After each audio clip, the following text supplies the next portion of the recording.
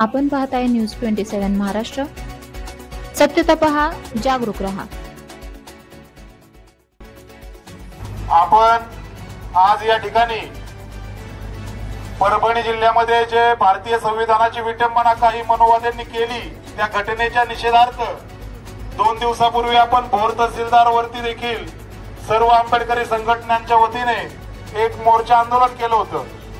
तरी सुद्धा काल आपले आंबेडकरी चळवळीतले सहकारी जे आपल्या पुणे जिल्ह्यात चाकणमध्ये राहतात त्यांचं नाव सोमनाथ सूर्यवंशी हे परभणी येथे झालेल्या घटनेमध्ये ते गवळी साहेब मी आपल्याला सांगू इच्छितो, काल ज्या दलित युवकाची हत्या झाली तो युवक LLB करत होता आणि तो फक्त एक ग्राउंड लेवलला काय चालतं त्याचा अभ्यास करण्यासाठी त्या ठिकाणी परभणीमध्ये गेला होता.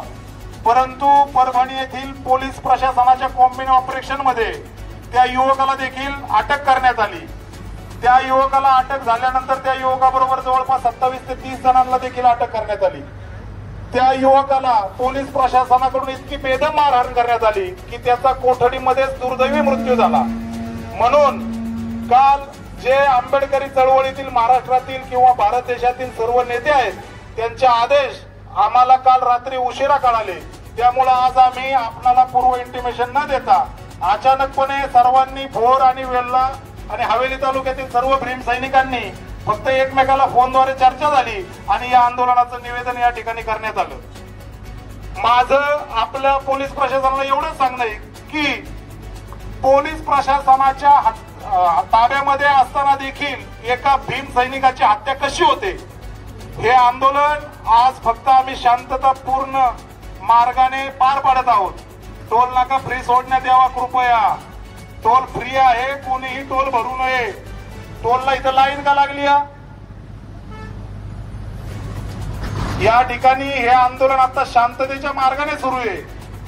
2 दिवसामध्ये जर परभणी जिल्ह्यात घडलेल्या त्या आरोपींना फाशीची शिक्षा या महाराष्ट्र शासनाने सुनावली नाही तर या आंदोलनाची तीव्रता महाराष्ट्रभर अतिशय प्रचंड वेगाने वाढेल.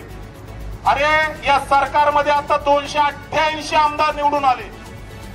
प्रत्येक हरामखोर आमदाराने भारतीय संविधानाची शपथ घेऊन त्या ठिकाणी विधानसभेमध्ये प्रवेश केला, पण एक मायकल लालाने या घटनेचा निषेध व्यक्त केला नाही.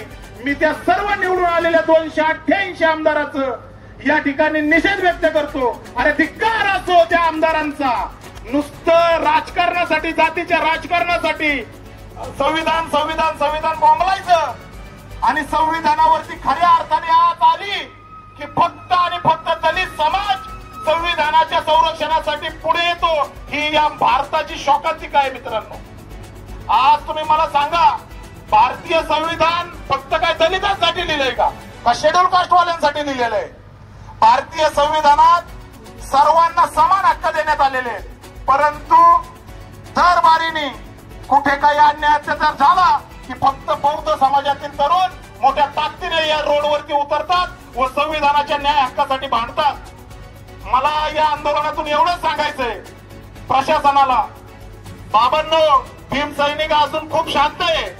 परभणीच्या जिल्हाधिकार्यालयावरती आमच्या माता भगिनींनी जो तांडव केलाय तो तिथून पुढे प्रत्येक या महाराष्ट्रातील जिल्ह्यातील प्रत्येक कलेक्टर ऑफिस मध्ये जाऊन तसाच तांडव व जाळपोळ केल्याशिवाय आम्ही राहणार नाही.